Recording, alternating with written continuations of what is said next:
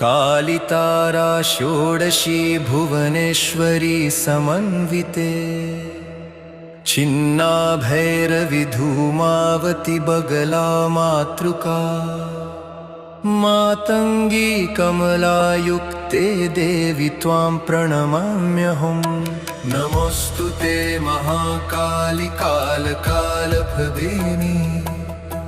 नमोस्तुते श्मशानस्था भयनाशिनी योगिनी नमोस्तुते खड्गहस्ता मुण्डमाला विभूषिते